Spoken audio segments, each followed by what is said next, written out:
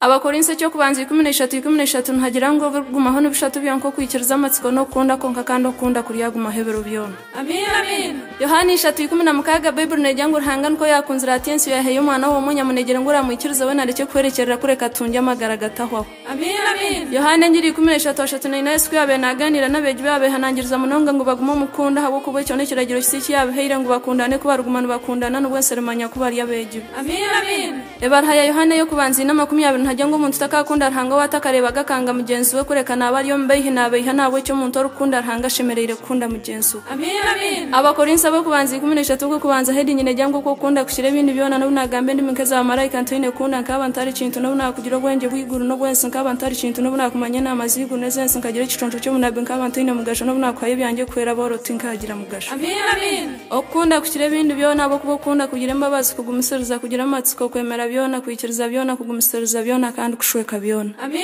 amen. Abaroma 8:35 Paulo kyabe nagamba akunda ajya tinkintu cyo kirintanisa no kunda kwarhanga no kwa kubo kwigo no bwo kubenshara no kwa kubo kwitwa kubino kwa kubo kubyama kubino ingasho kurara kubikonka ndiyekiriza ngumpereze hanga abo kubana wakankunda. Amen amen. Ebarhaya Yohane yo kubanza 8 ntajyango hanga ndukunda barukunda tukunda nabo kubo kunda kurga harishe bona kandi umuntu weno ino kunda agira arhanga abo kubabazirwa arhanga kandi abamuntu arhanga buzuma.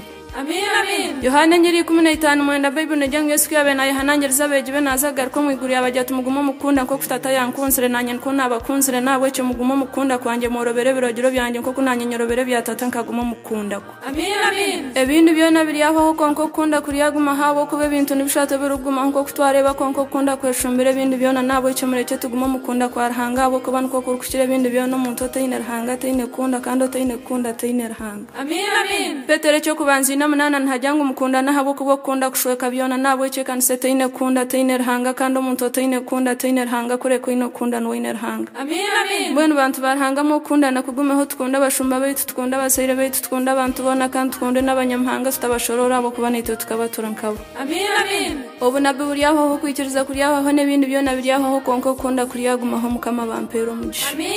Teine Yesu agira amagara, teine Yesu agira businge